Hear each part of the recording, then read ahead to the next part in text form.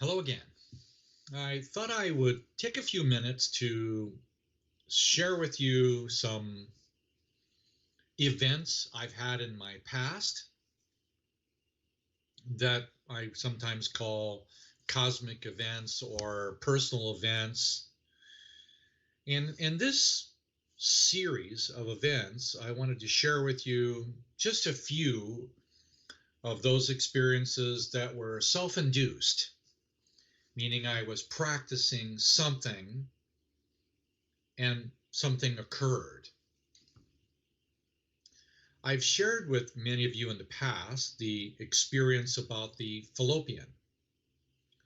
So that exists somewhere, and I would like to keep that one by itself because it's so sweet. And I'll give you just a moment to reflect on it. It's about using the picture of a fallopian as the place of my conception, which is true for all of us.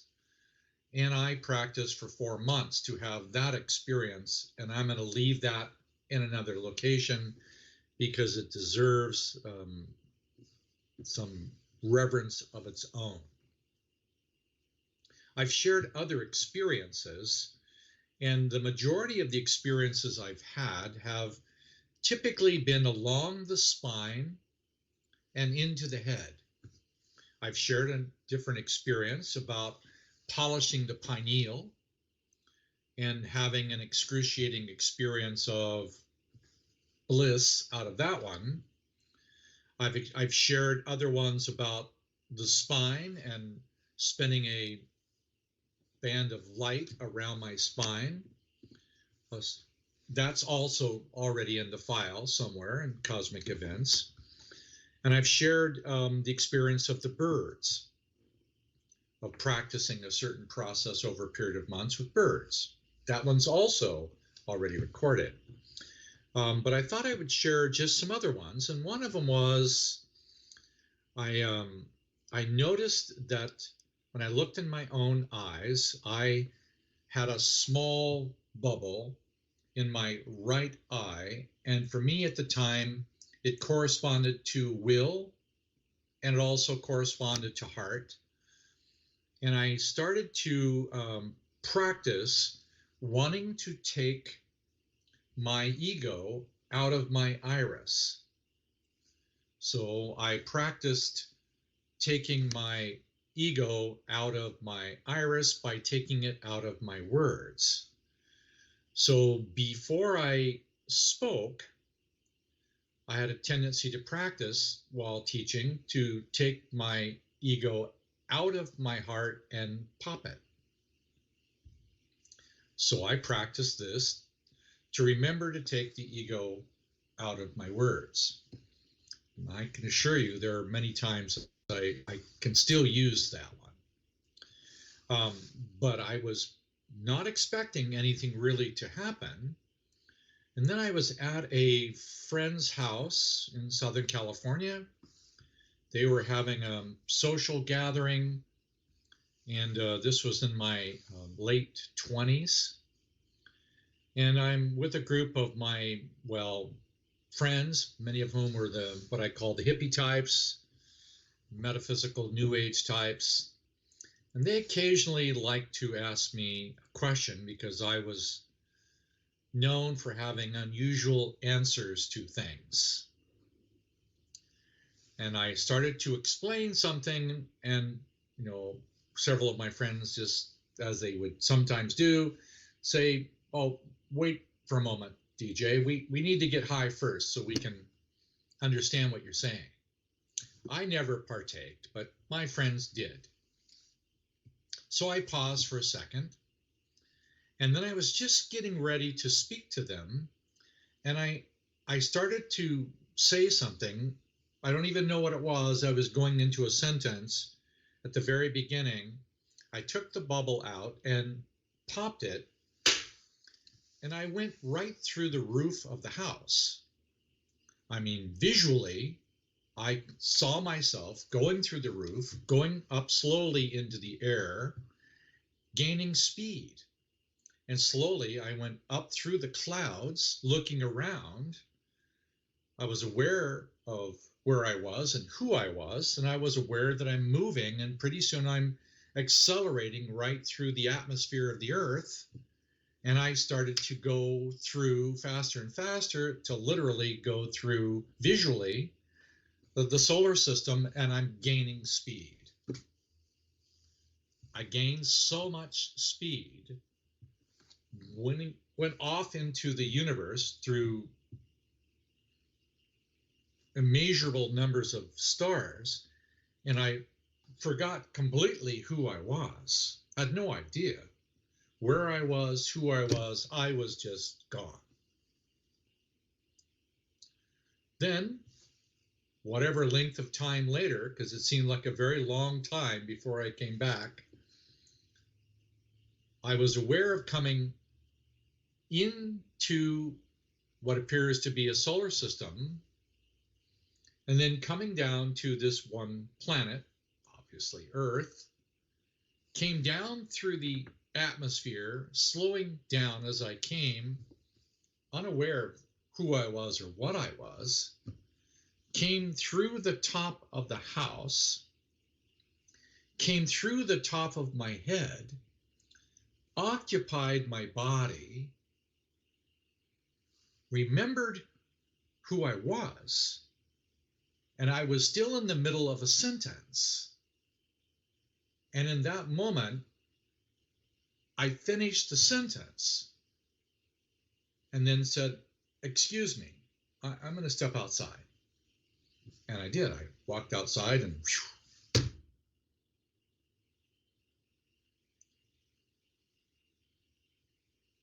I can't tell you what I saw when I was out there.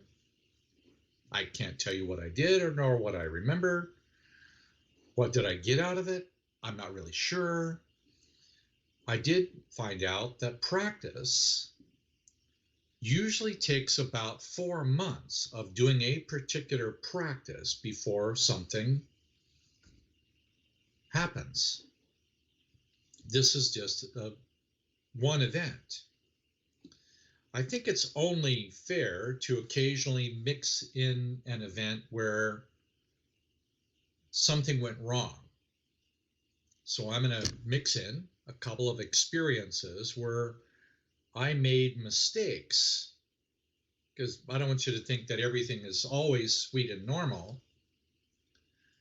In my early 30s, I worked for several years trying to work with a group of doctors in Sweden examining severely deformed infants, children, typically under the age of 4, usually under the age of 2. And I was so shocked by the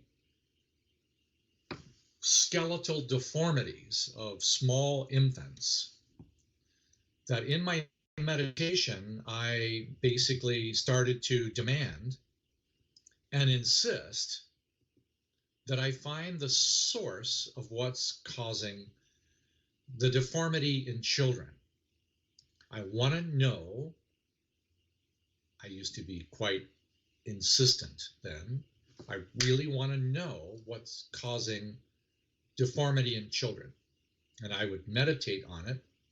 And I did so for 3 or 4 months, back to the timing again. Then one night, in the middle of the night, I'm meditating and I'm wanting to know. And my inner vision opened, and I found myself looking into a vastness of darkness.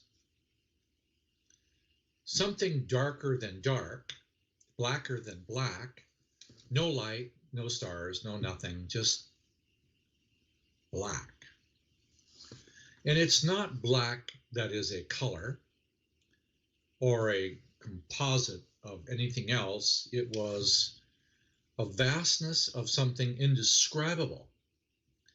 And when I went into it, my body went into whole body paralysis. I mean, literally, my arms went back, my head jerked back. I could not move. I was aware on the inside, my mind was fine, but I was looking into a collection of human suffering. It was the memory of all human suffering.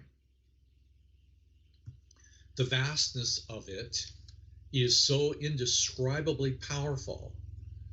It was self-evident that I or anyone else would never be able to overcome it.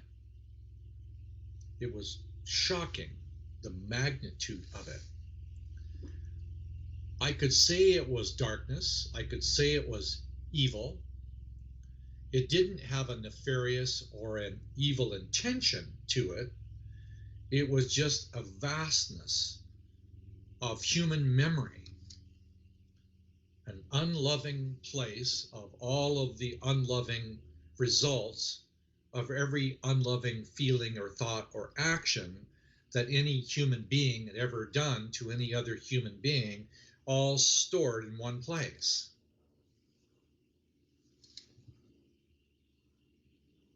I would never encourage you to ever do what I did. Please don't do it.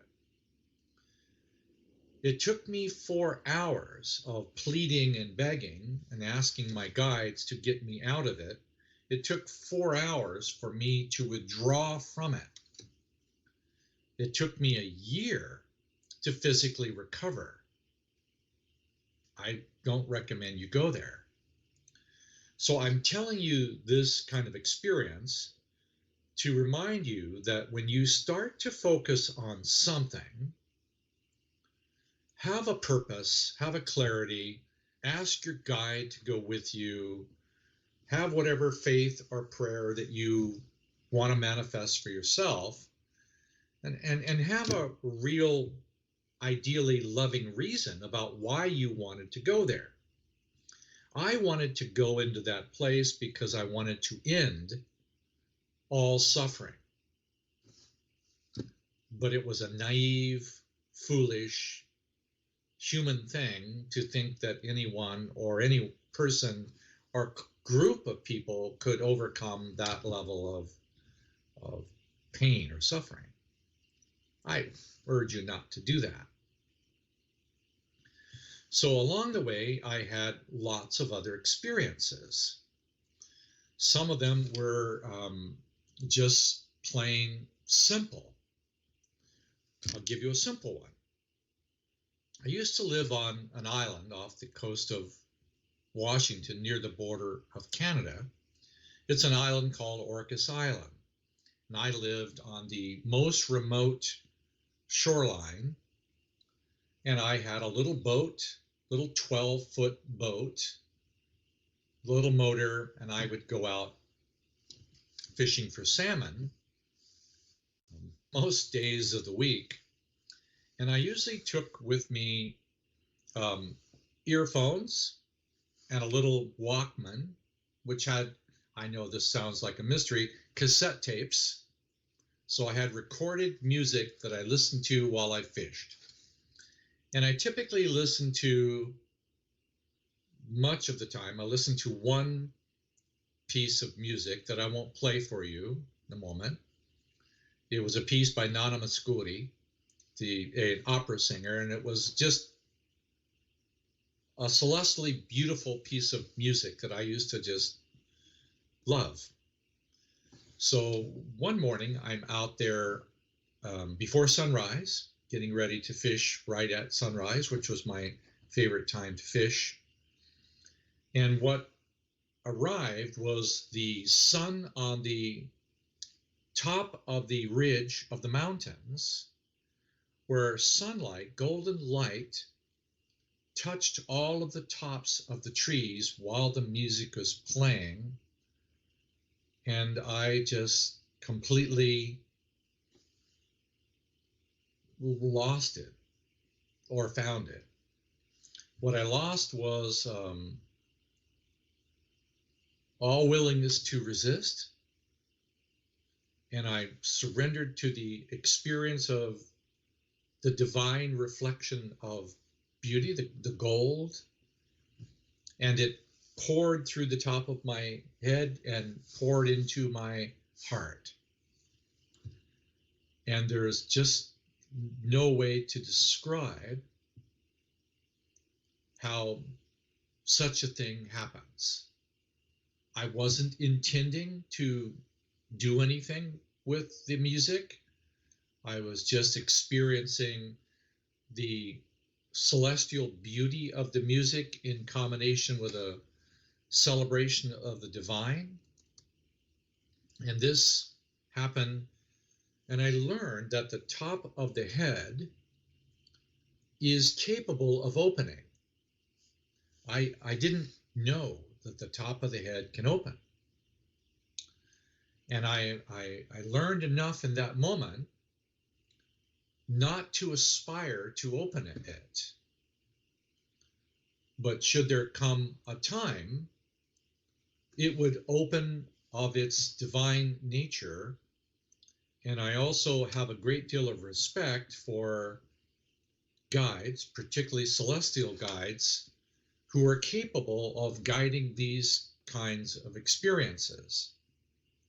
So if you have a sincere desire to experience the higher levels, be it with music or meditation or imagery or whatever you might do, I urge you to ask your guides to go with you. If you're not sure what that means, just consider the probability that you have a guardian angel, or just ask for one. And I'm pretty sure that your sincere desire to have that experience will enable you to have the guardianship in whatever experience that you're aspiring to. I'm still emotionally touched by the event.